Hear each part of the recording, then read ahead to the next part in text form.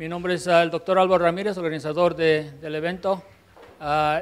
Estamos aquí para nuestra sesión magistral de este día. Tenemos dos invitadas que vienen de la UNAM, dos eminentes personas que nos acompañan. Vamos a tener el formato será de 40 más o menos minutos y después al final tendremos, ellas hablarán de 40 minutos y después tendremos una sesión de preguntas y respuestas. Bien, voy a introducirlas en este momento. La primera persona que les voy a presentar es la doctora Guadalupe Nettel.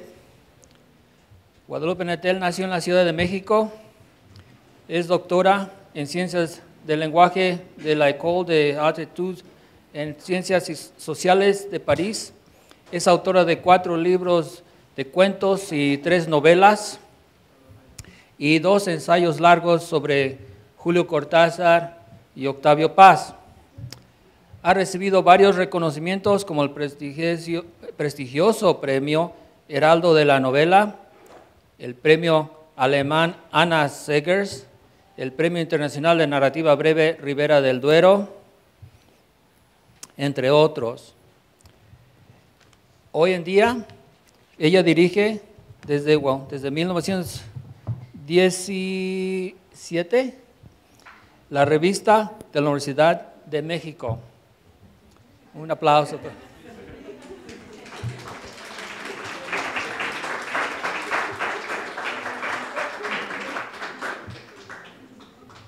Nuestra otra invitada, Nayeli García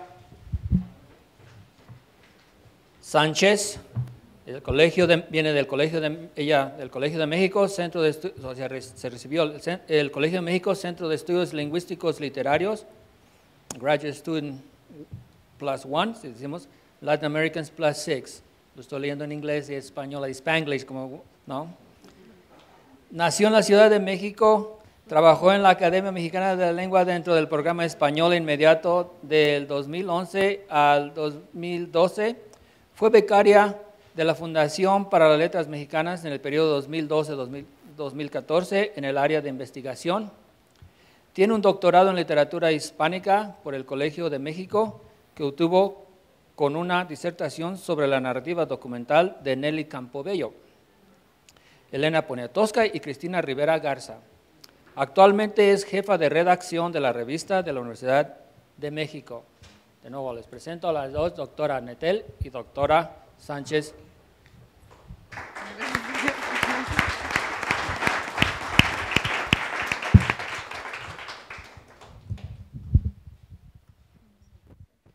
Bueno, muy buenas tardes y gracias a la Universidad Internacional por esta invitación, al rector, por supuesto, y también al doctor Álvaro Ramírez. Cuando recibimos esta invitación, me pareció que, leí un poquito el programa y me di cuenta de que había un interés bastante acentuado en las culturas indígenas dentro del continente, lo cual me pareció una muy buena coincidencia porque estábamos justamente fraguando este número del que quisiera hablarles hoy. Quería contarles un poco del proyecto de la nueva época de la revista de la Universidad de México. Se trata de una revista que tiene muchísima tradición en nuestro país. Es la revista cultural más longeva de México. Empezó a publicarse en 1930 y a lo largo de todas estas décadas no se ha interrumpido su publicación. Es una revista mensual que publica la UNAM y ha tenido muy distintas épocas, algunas un poco más ocultas, otras más visibles. Durante los años 60 fue dirigida por Luis Villoro y tiraba 20,000 ejemplares. En sus páginas han publicado autores como Juan Rulfo, que publicó el primer borrador de Pedro Páramo, que pueden encontrar en nuestros archivos. Él lleva por título Los Murmullos. También publicaron ahí Jorge Luis Borges, Vítor Gombrowicz, Alfonso Reyes, Carlos Fuentes. José Emilio Pacheco fue jefe de redacción, como Nayeli, de la revista, y durante todos esos años no había tenido más que una directora mujer, que fue Julieta Campos. Entonces me siento muy orgullosa y con una enorme responsabilidad de estar frente a esta revista ahora, porque soy la segunda mujer que dirige esta publicación con tanta tradición.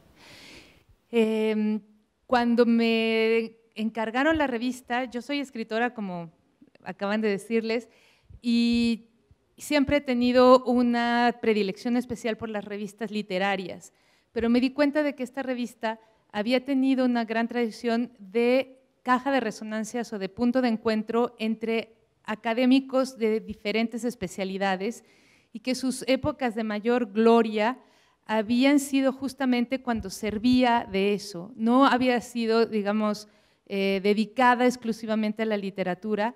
Veníamos de una época de 13 años en que la revista estuvo exclusivamente dedicada a la literatura, lo cual también la hizo muy interesante, pero al equipo actual le pareció necesario, también por las circunstancias en las que está el país, retomar el debate, retomar la conversación, retomar el diálogo, esta tradición de diálogo universitario, donde un biólogo pueda discutir con un sociólogo acerca de temas importantes para nuestra sociedad, ¿no?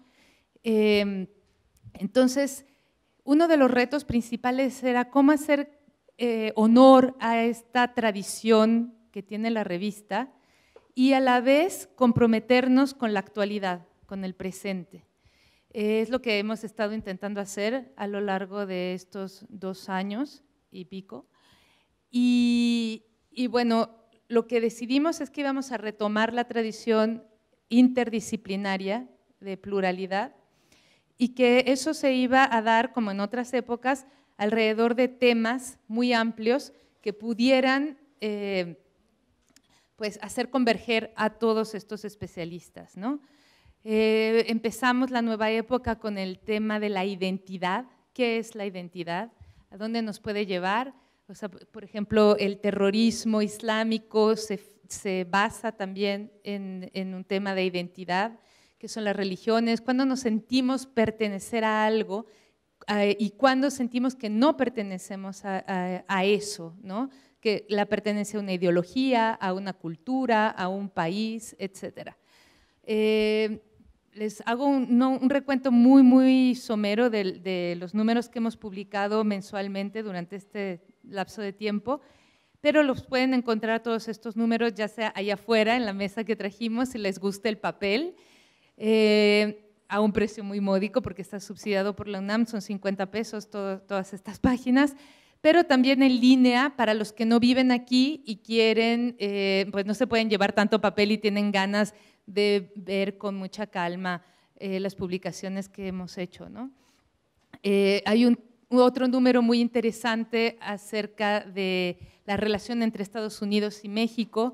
Ese número lleva por título Mexamérica y tratamos de que en él se encontraran tanto escritores mexicanos que conocen Estados Unidos o han vivido ahí, como escritores estadounidenses que han venido a México de diferentes maneras y que las dos culturas encontraran su punto de convergencia, justo esa frontera tan movediza, tan permeable, que es la frontera norte de México y la sur de Estados Unidos, ¿no? En ese número publicamos poemas de Dreamers y también poemas de indígenas que pertenecen a las 2 naciones, entonces, o a las 3 o 4 múltiples naciones que también confluyen ahí, ¿no? En este territorio ambiguo que es Mexamérica.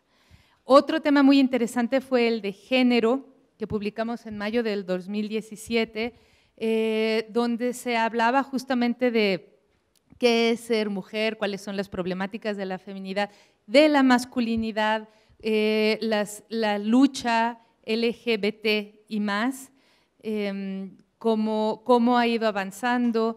Hay textos muy reveladores acerca de las problemáticas de clase, de raza, o sea, de racismo y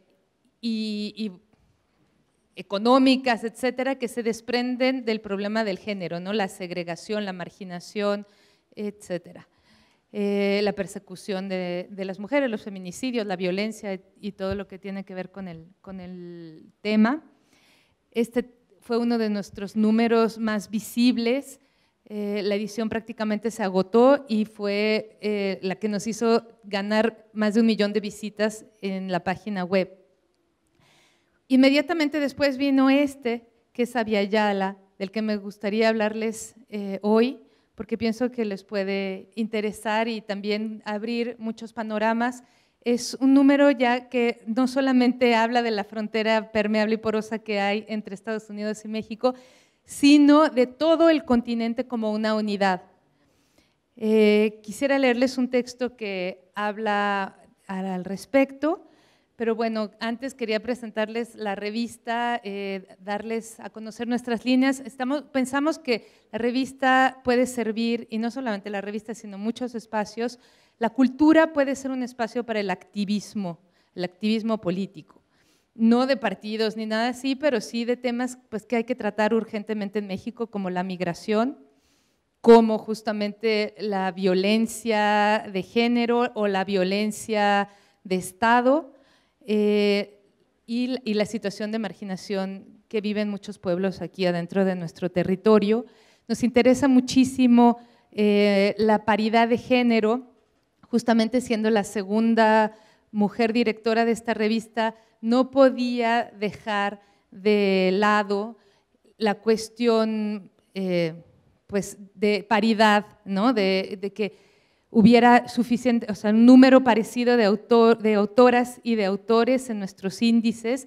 En cada número nos fijamos en eso, nos importa muchísimo que en la portada de cada número las mujeres tengan la misma visibilidad que los hombres y que sientan que tienen un espacio ahí para poder publicar las académicas, las estudiantes, las investigadoras, ¿no? Es algo que quería dejar muy claro. Voy a leer ahora el texto que abre la revista y después les cederé la palabra a Nayeli, que les va a hablar con más detalle de cómo fue la concepción de este número. Las preguntas alrededor de las cuales fraguamos o editamos este número son: ¿cuáles son las formas actuales de resistencia política y cultural de los pueblos originarios de América, como continente, por supuesto? ¿Es posible hablar del fin del colonialismo? ¿Existe un nombre que agrupe las luchas sostenidas en el continente? ¿Qué tienen que ver los movimientos indígenas con el cambio climático? Son unas de las preguntas clave o más importantes que usamos como eje, ¿no? A nadie se le ocurriría negar que la historia moderna de nuestro continente está basada en un genocidio y en el sometimiento de los pueblos y las culturas que viven aquí desde la llegada de Cristóbal Colón. Aunque la situación ha mejorado, la verdad es que desde el siglo XVI, América no ha dejado nunca de estar colonizada. Todos los días se ejerce la discriminación. Todos los días se fuerza a los indígenas a que dejen de hablar su lengua y adopten la del opresor. Todos los días se amenaza con despojarlos de su cultura, de sus tradiciones y de sus territorios. Todos los días, bajo el pretexto de integrarlos a la modernidad o al progreso, se pretende invisibilizarlos. El colonialismo tiene muchas caras: las acciones extractivistas de las grandes empresas, la intervención del ejército en las comunidades, la ciencia enfocada en obtener recursos de la naturaleza, las escuelas que privilegian a una cultura hegemónica y desprecian a las otras, son solo algunas de ellas. Lo que están viendo aquí son las imágenes que acompañan nuestros artículos. Entonces podrán ver que tienen temas muy diversos que van desde justamente Alaska hasta la Patagonia, ¿no? Esta es una imagen de Standing Rock y son los protectores del agua. La historia de nuestro continente es también la de una larga serie de rebeliones y movimientos sociales, desde Jerónimo y Tupac Amaru hasta los protectores del agua en Standing Rock, pasando por el EZLN y el Idle No More. Un mismo espíritu de libertad y reivindicación anima a esta tierra. Abya-Yala es un vocablo guna, adoptado como alternativa al colonial América por los dirigentes y voceros de la resistencia indígena desde Alaska hasta la Patagonia. Hay muchas maneras de llamar a los descendientes de los primeros pobladores de estas tierras. Algunos estados han elegido etnias o indígenas para negarles el estatuto de naciones. Mientras que los mapuches se rehúsan a ser llamados así, los aymara afirman: si como indios nos conquistaron, como indios nos liberaremos. Pueblos originarios, por otro lado, enfatiza su antigüedad y por lo tanto su derecho de suelo, pero soslaya su existencia en la actualidad. Estos pueblos no solo pertenecen al pasado, como tampoco pertenecen al pasado las injusticias cometidas contra ellos. No podemos seguir ignorándolo. Lo que hemos considerado normal desde hace tantas generaciones es en realidad un motivo de vergüenza. Por eso, en esta ocasión, la revista de la Universidad de México ofrece sus páginas como espacio de diálogo entre intelectuales, activistas y poetas indígenas de nuestro continente. En vez de volver a los antropólogos que durante años los convirtieron en un curioso objeto de estudio, preferimos leer los textos de la lingüista mije Yasnaya Aguilar sobre el cansancio que genera vivir en constante resistencia, del poeta Gun Aristeides Turpana acerca de la situación de su comarca, del activista Sarayaku Patricia Hualinga en torno a la filosofía del buen vivir y de la socióloga maya quiché Gladys Tzultzul, quien narra la campaña de las mujeres de Tzejá en contra del alcoholismo. Preferimos escuchar sus versiones, sus demandas, sus propuestas, su poesía. Al leerlos resulta fácil encontrar puntos comunes. Uno es la preocupación por la salud de la tierra. Otro es la denuncia del incumplimiento por parte de los estados colonos que han firmado con ellos acuerdos de autonomía como los de San Andrés Larraínzar, y nuestra apatía para exigir que los gobiernos cumplan esas promesas. Otro es que en muchos países los intentos por cambiar la situación de los pueblos indígenas han sido descritos como terrorismo por los medios nacionales de comunicación como una medida para deslegitimizarlos. Los movimientos indígenas traen consigo cuestionamientos imprescindibles para el mundo moderno. Por una parte, dado que estos pueblos no conciben su identidad separada de un entorno natural sano y en equilibrio, la lucha por la defensa de sus territorios es también aquella por preservar la naturaleza. No solo la que los rodea, sino la de todo el planeta. Por otra, su constante búsqueda de modelos de organización comunitaria cuestiona el capitalismo e incluso la democracia liberal. Finalmente, en un mundo globalizado que nos uniformiza cada vez más, las culturas de estos pueblos constituyen hoy en día un acervo de conocimientos tradicionales invaluable. John Ralston Saul lo enuncia muy bien. Los pueblos indígenas seguirán amasando fuerza y poder. La pregunta que cada uno de nosotros debe plantearse es si queremos desempeñar nuestro papel como ciudadanos, como personas que cumplen su palabra, o si vamos a aferrarnos a nuestros viejos hábitos. Antes de tomar una decisión, les proponemos que hagan silencio, que escuchen o lean aquellos que han sido silenciados durante tantos siglos, los sin voz, como dicen en Chiapas, lo que ellos tienen para decir. Quizás descubran que entre sus anhelos y esperanzas hay muchos que ustedes también suscribirían. Entonces, para terminar, quisiera contarles que este número fue dedicado no solamente a escritores indígenas, sino a luchadores sociales, que no quisimos que fueran otra vez los especialistas, los antropólogos, los intelectuales, los académicos mestizos, los que hablaran de su visión acerca de los pueblos indígenas, sino que fueran los propios pueblos indígenas y sus voceros los que nos contaran a nosotros su visión de las cosas y del estado actual del continente. Ahora le dejo la palabra a Nayeli García Sánchez, como les contaba nuestra jefa de redacción, que les va a hablar a detalle de los artículos, de cómo curamos el número, de cuáles fueron los retos y de, bueno, las decisiones que tomamos editorialmente. Muchas gracias.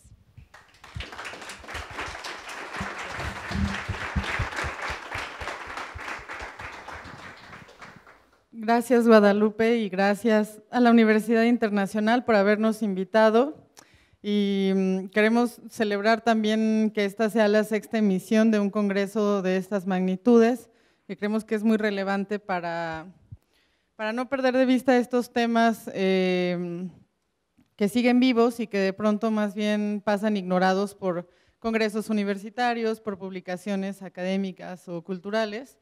Y retomando lo que les decía Guadalupe sobre este número de Abya Yala, me gustaría empezar diciendo que el mayor esfuerzo que implicó este número fue acercarnos de una manera respetuosa y abiertos a escuchar lo que las personas, sobre todo los luchadores de territorios y de derechos indígenas, estaban diciendo, sin por ello obligarlos o pedirles que se acoplaran a un formato cuadrado o un formato académico o un formato, no sé, cerrado, ¿no? Entonces, el número incluye algunos textos que son escritura colectiva, es decir, que fueron escritos en asamblea, o que, como el proceso de liberación de la Madre Tierra, que es un grupo de personas organizadas en Colombia, me parece, por la defensa del territorio y que firmaron como grupo, ¿no? Que no firmaron con una voz individual, un poco en consonancia con la lucha colectiva. Lo mismo pasó cuando entrevistamos al colectivo Mapu Express, que es un colectivo que lleva activo varios años en línea, sobre la defensa del pueblo mapuche. O sea, hablan de todas las luchas que han tenido en los territorios, de los tratos con el gobierno, de los ataques por grupos de crimen organizado y también del ejército que quieren suprimir esa lucha, ¿no?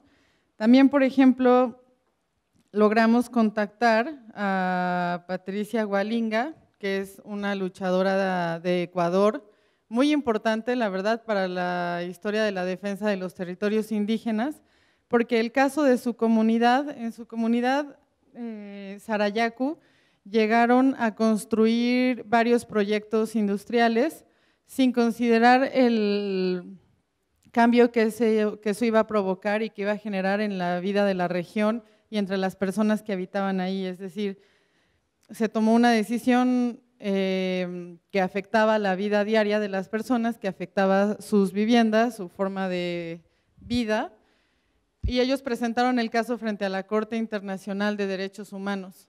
Y eso hizo un parteaguas, porque a partir del estudio de ese caso se hicieron recomendaciones de cuáles serían los mecanismos que los gobiernos y las empresas privadas deberían seguir con comunidades indígenas cuando quieren entrar en el territorio y hacer algún cambio, poner una fábrica o hacer una mina, es decir, cualquiera de estos grandes proyectos.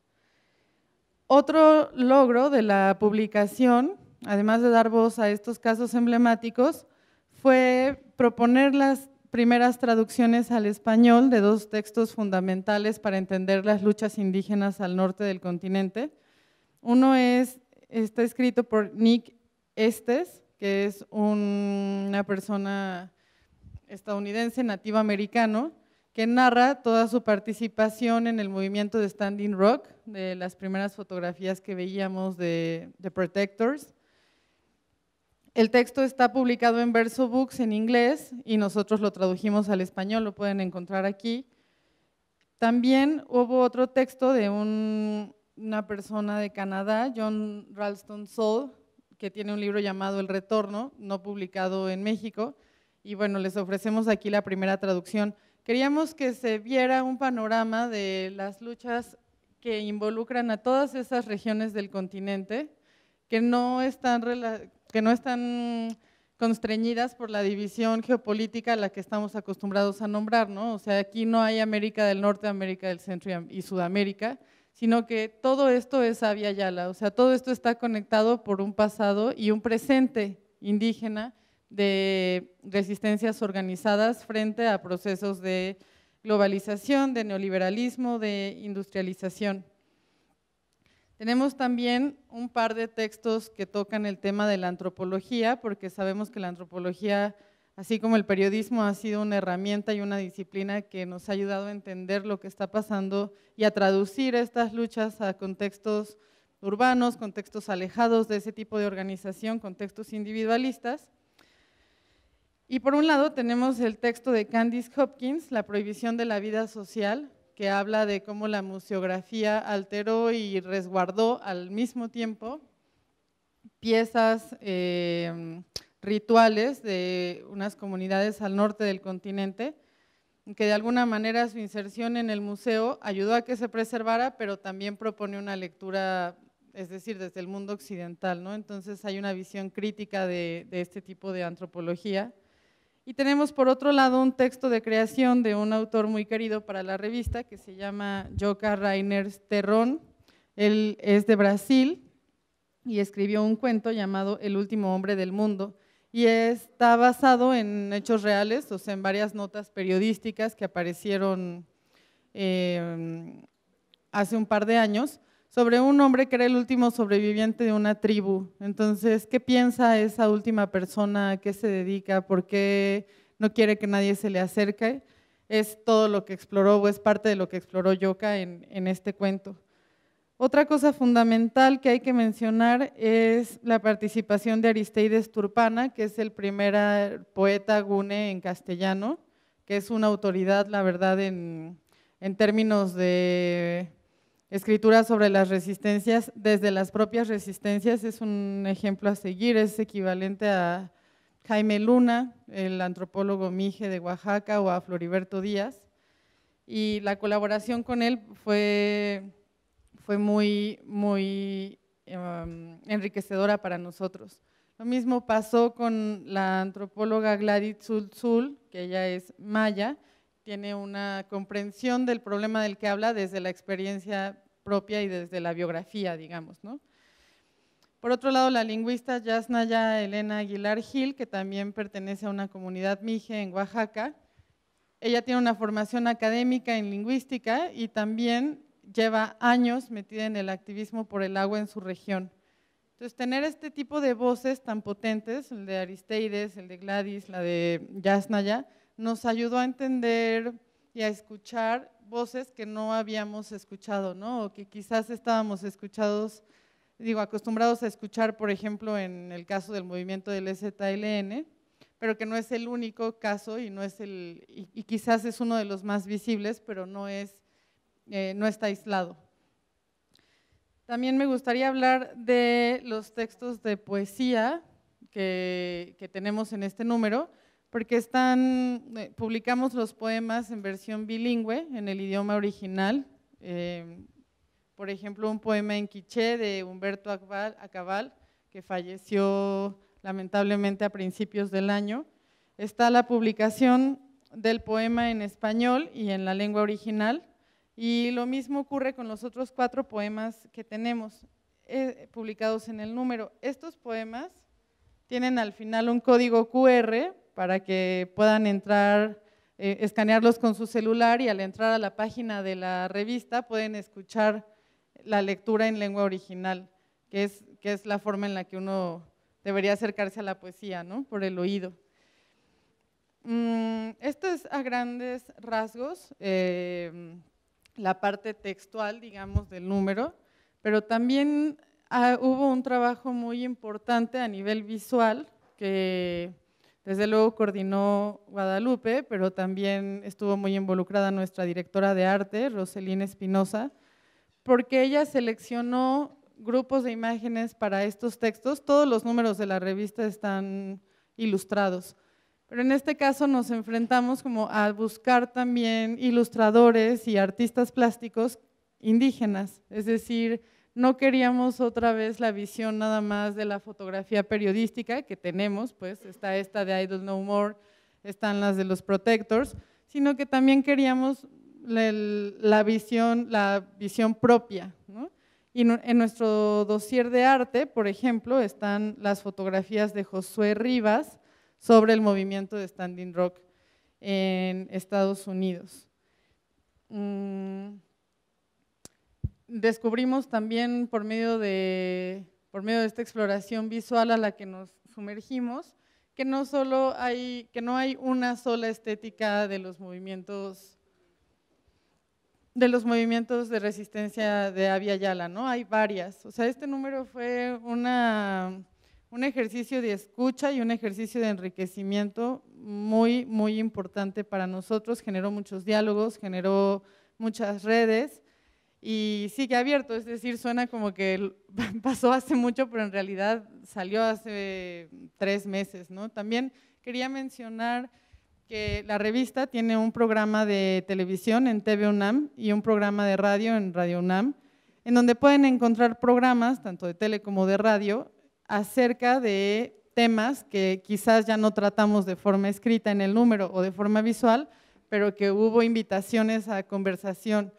Entonces es muy interesante, los invito a entrar en nuestras redes, todos los programas están en la página de la revista, se pueden descargar como podcast y pues eso.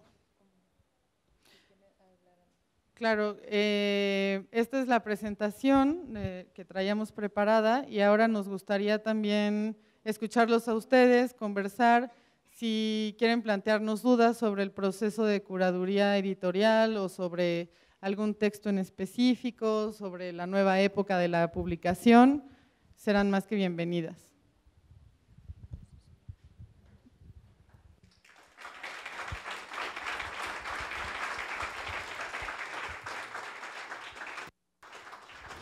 La Universidad Internacional otorga el presente reconocimiento a Guadalupe Nattel, tengo otro idéntico para ti, por su valiosa participación en el 6º Congreso Internacional Latinoamérica, Tradición y Globalización en el siglo XXI. Cuernavaca, Morelos, México, 2 de julio, ¿lo intereso? Lo firma nuestro organizador, doctor Álvaro Ramírez. Muchísimas gracias.